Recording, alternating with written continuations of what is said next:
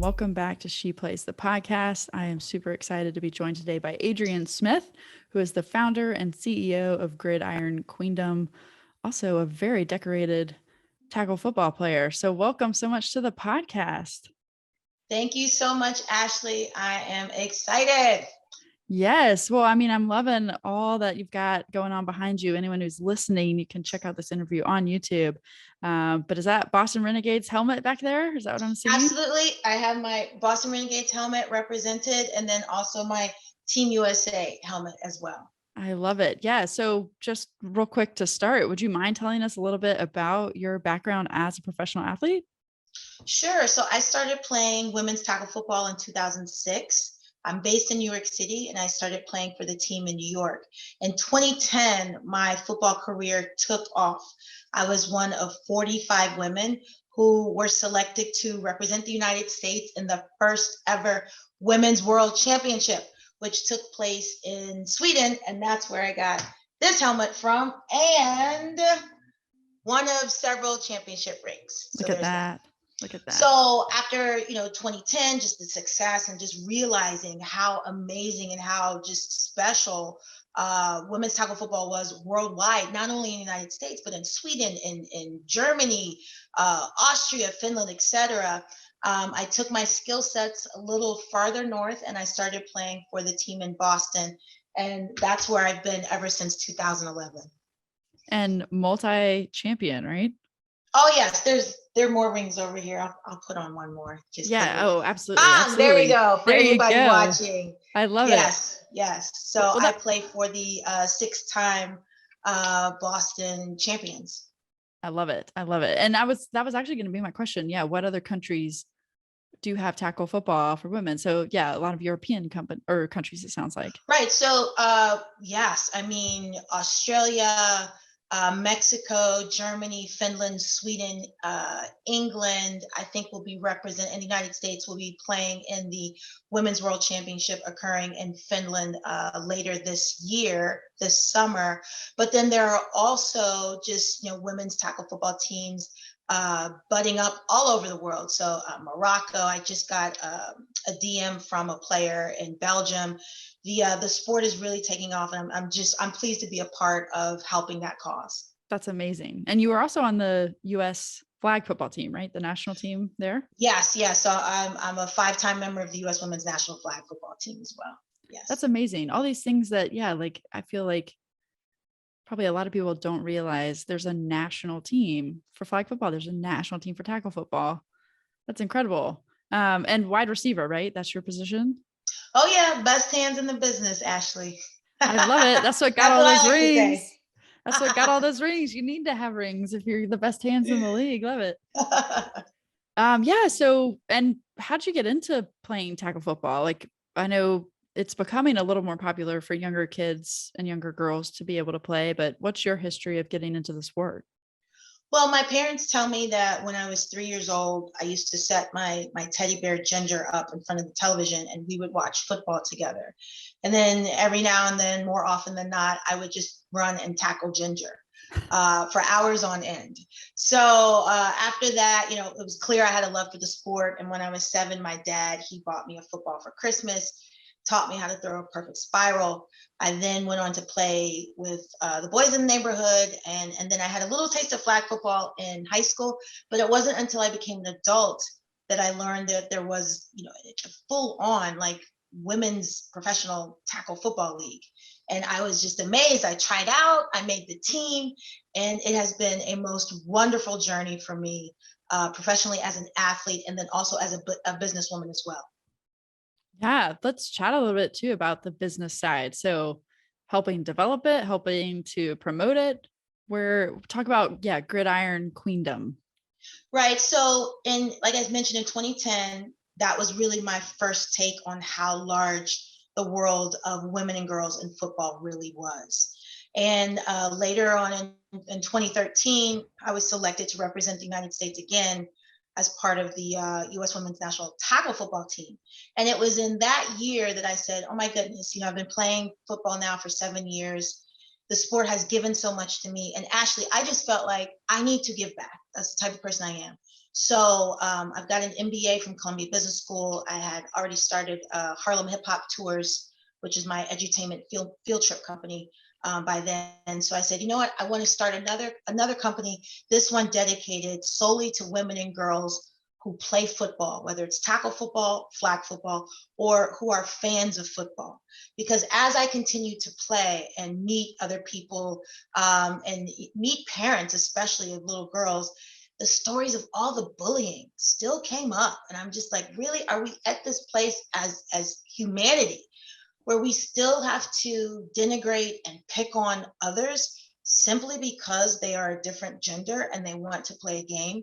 It's absolutely ludicrous. So I'm not someone to sit here and just be like, oh, wow, the world is horrible. No, I want to do something about it. So that was the impetus for starting Gridiron Queendom. Love that. It's so true too, right? It's past time for that. There should have never been a thing anyway, but that's amazing. So what are some things that you do and I want to talk about this too, your card game, Blitz Champs. Did that come from Gridiron Queendom or? It did. Okay. It did. So with Gridiron Queendom, it really was about creating community first. So we have our online presence via our website, gridironqueendom.com, and then Instagram and Twitter, GI Queendom. And that was just a safe space. I wanted to promote and really curate all of the articles and the news about women and girls making strides in the sport, whether it was playing tackle football or flag football. And then, more recently, especially with Jen Welter, when she kind of broke the glass ceiling by becoming the first woman to coach in the NFL in 2015 with the Arizona Cardinals. Yes, I have that right. Arizona Cardinals. I really wanted to bring together all of that information in one place so that girls, so that women, so that parents can say, oh, I have an interest in the sport, or my daughter has an interest in the sport. Let me find a place where I can see positive examples of other girls and women doing well in football. And then also now coaching at the high school level, the collegiate level, and within the NFL as well. So that was the main positioning for Gridiron Queendom from the start of the company in 2013. And then when 2015 came around, that's when I had an idea. I was like, I prayed to God. I was like, God, we need something fun. What can we do? So I literally said, Ashley, like the football version of Uno. And I kid you not, I went to sleep. I woke up the next day, boom, Blitz Champs was in my head. Took my pen, I started writing down in my notebook the rules, everything. And then I took about a year to develop Blitz Champs. So I had the idea December 2015. I took all of 2016 to really develop the idea, to find the right artist, to test the game mechanics. And it turns out it's fantastic. And Blitz Champs is a fun football card game that I created because I wanted to take the excitement and the strategy and the fun that I experience on the field and package it in a game. And so there you have it. I love it. I love it. And for those who can see, here it is right here. There you go. Blitz Champs. There you go. And for everyone, we'll put a link in the show notes on how to get your own deck. That's amazing. That's so fun. I think it's just also too, like we're still in this need for young girls and young boys to see women in sports and to even just learn about some of these sports that women have only recently really been able to excel and say, I'm a professional in this sport. So that's incredible. I'd love real quick if we could touch on it. You said that you really want to give back to the sport that's given you so much. I am a big believer that you learn so much about your character through playing sports. What do you feel that being an athlete and a professional has taught you or helped shape who you are today? I think it's being involved in sports it should be mandatory. I almost feel like it's like reading, writing, arithmetic, and athletics, because it is a chance for kids and to adults to step outside of themselves in terms of, using maybe some parts of their body, using their body in a way that you just don't get sitting at a desk.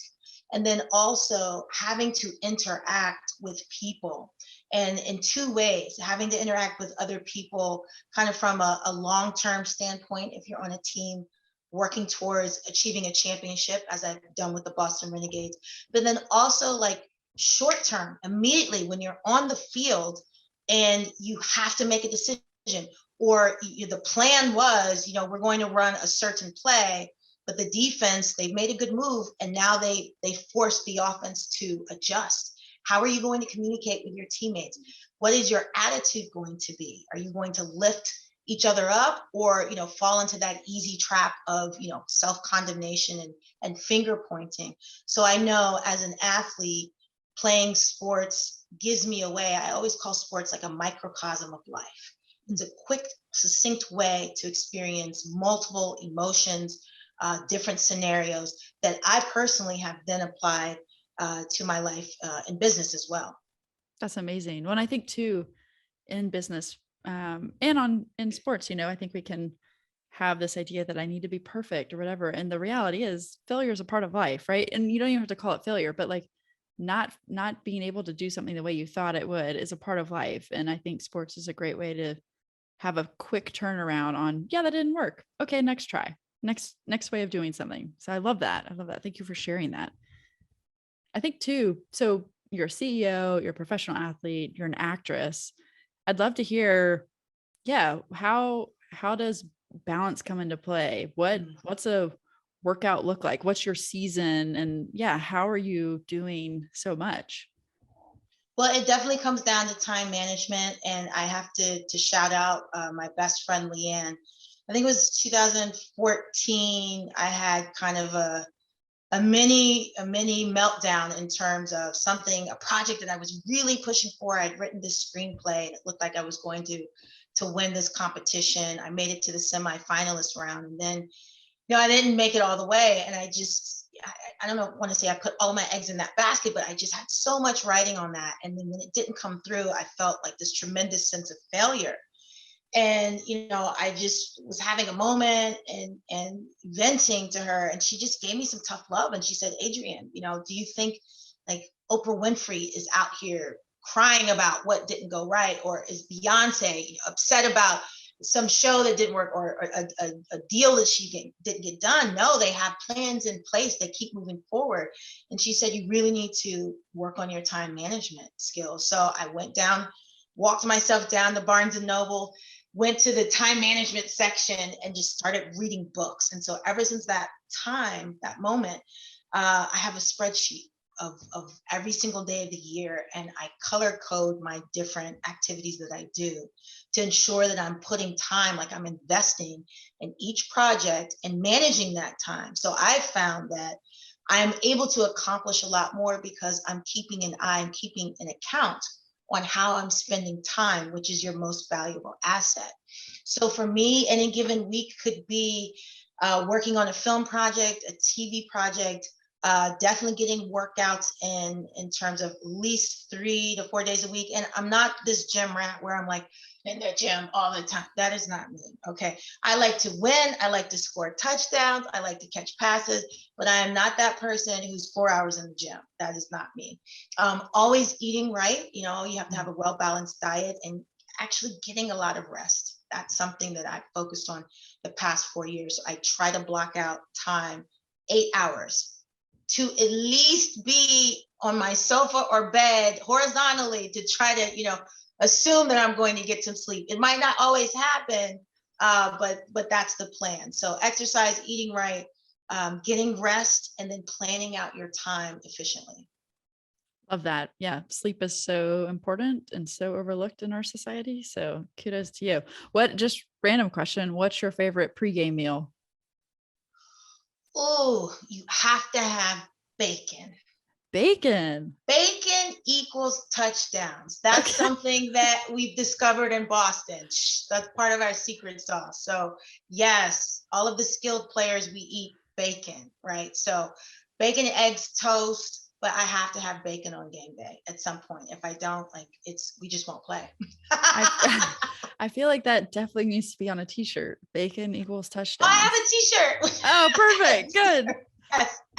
Also, I must say, my little nerd Google Sheet heart was just beating away when you were talking about your spreadsheet being color coded. That's amazing. Oh, yes. And it takes a lot of mental prep. I think that that's something too that sports do help in the mental aspect of life. It does help physical, obviously, but there's so much that you learn, and emotional IQ, kind of like you were saying, how you communicate with people, how you work well with others. And yeah, that's amazing.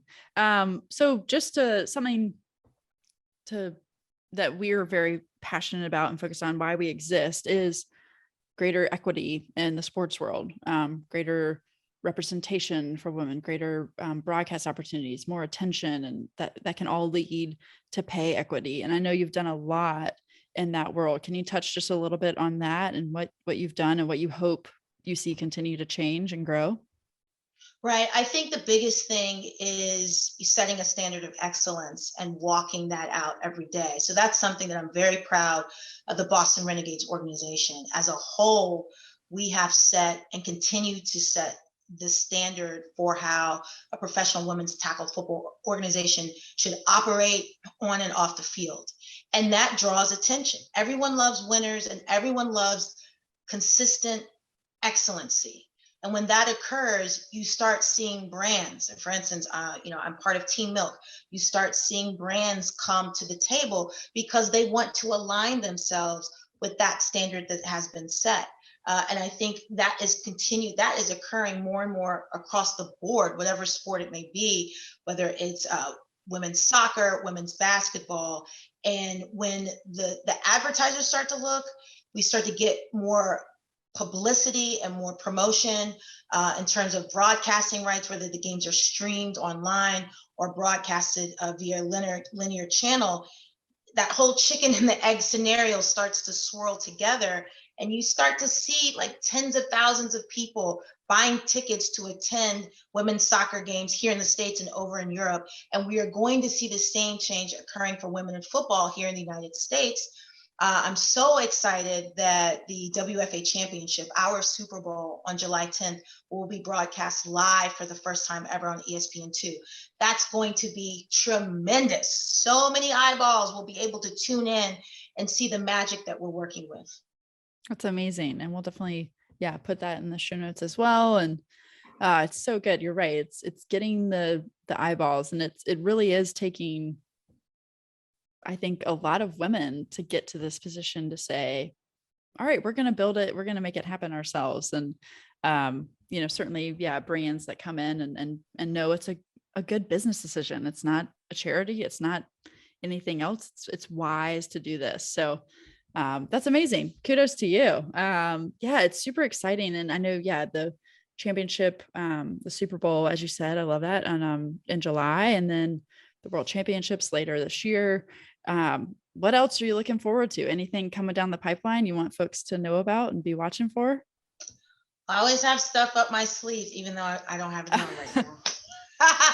I'm always working on some things, Ashley, but I can't spill the beans just yet. Definitely Gridiron Queendom. We're moving into the NFT space, so into Web3. You can go to giqnfts.com, nfts.com, to see one of the collections that we have launched. It's actually the passing touchdown card from my Blitz Champs game. It's a limited release of only 100 cards, and we do have some inventory left. So definitely check out giqnfts.com for that. That's amazing. And where else can folks find you and connect? GridironQueendom.com, GI Queendom. Then personally, Instagram, Twitter, and my personal website online, Adrienne the 10. So Adrienne, ADRIENNE, THE 10, because I'm the 10th. That's my jersey number. Love it. Love it. And again, we'll put all those in the show notes. So definitely connect. You got time for a couple quick fire questions before we go? Okay. Go. What is your favorite warm-up song? Ooh, Worst Behavior by Drake. Love it. Favorite sports Gatorade flavor, or like a sports drink, whether it's Powerade, Gatorade, whatever. Red. Red. Love it. Love it. We already did a pregame meal. So what's your favorite drill for football?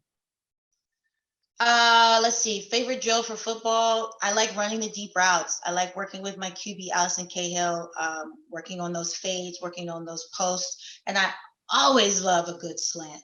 You just can't defend it. Love it. What's your least favorite drill? Burpees. Yeah. Oof. Hard same there. Favorite stadium you've ever played in? Oh my gosh. I'm drawing a blank because I'm trying to figure out where was that stadium. I have no idea. I was recently, let me just put this out here. I was just in the Mercedes-Benz Stadium in Atlanta, Georgia for the NAIA Women's Flag Football Championships. So I wasn't playing, but I did help run some clinics. So let's say that. Awesome. Oh, I've heard that one's beautiful. What is your favorite sports memory of like watching sports? Ooh, oh man, that's tough. You can't do that. They're a lot. That's like They're a lot. Favorite movie. I know. Oh, come on. Oh my gosh. Just one of them. Just one of them. Doesn't have to be your favorite. Ooh, this is gonna be tough. And I love my Boston family, my New England Patriots family. I love you. However, when David Tyree caught let me demonstrate. That ball on his helmet to win the Super Bowl. My bad, everybody. But that was a powerful moment here for everybody in New York. Absolutely. I agree. That was wild. That was insane. And then just last question. This is one of my favorite ones. If you could get tickets to any sporting event for the rest of your life, you get them every time it happens, whether it's every 4 years with the Olympics, every year, a Super Bowl, what event are you getting free tickets to for life? This is tough.